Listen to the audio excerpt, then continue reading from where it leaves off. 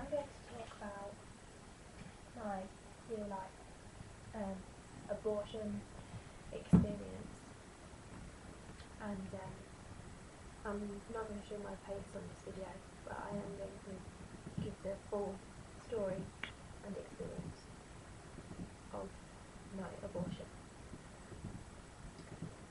I only have one regret in life, and of course I've got many mistakes, but only one regret.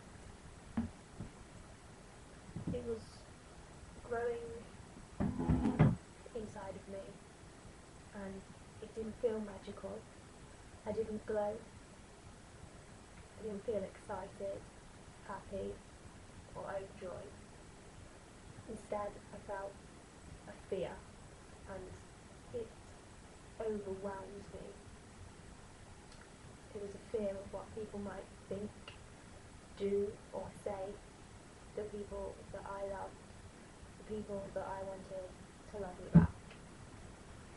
I had fear that this situation would leave me stuck in a relationship that I didn't want to be in for the rest of my life.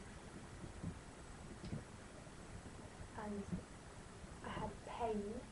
It was emotional, it was physical, it was cramped, loss of appetite, the urge to be sick. So, as I said, it wasn't magical for me. But what scared me the most was what I knew I had to do. From the moment that I realised I was pregnant, I knew what would have to happen. And I remember walking into my bedroom, so scared, just shaking, unable to stop shaking. And my boyfriend sat there, kind of emotionless. And what I did, I feel it haunts me. It never goes away. It will always be there. And I remember pulling up to the clinic in a taxi, and I kind of thought that it would have been a hospital, but it was a kind of small clinic inside an old Victorian house. And we'd taken a train first, and the journey had been long, and it was too long. It had allowed for too much thinking time, worrying time. Kind of, was I making the right decision? What if something went wrong? So many questions going round and round in my head. So many questions that I started to feel dizzy and sick. And then kind of realising that it wasn't even a hospital. I just panicked. And I remember gripping his hand in a taxi, hardly believing that he was there. It wasn't like him to actually be where he said he would be. And as we walked in, I got more dizzy and more nervous. But most of all, the feeling I remember the most was being ashamed.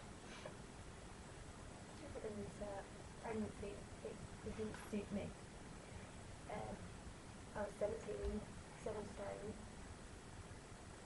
and it just didn't suit my body.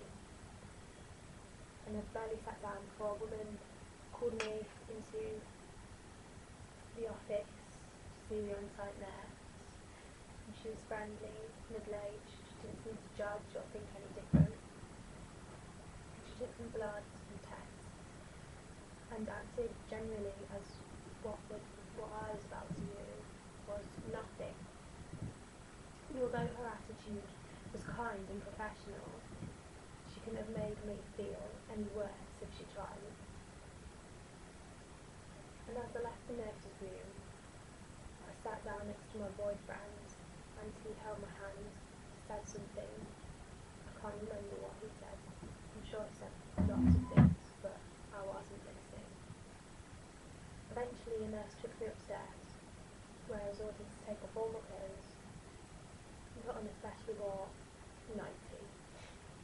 The nurse commented on how nice my nightie was, and I just thought, yeah, it's a shame about the situation. As I lay down, I could smell disinfectant. It was the same smell as in a hospital,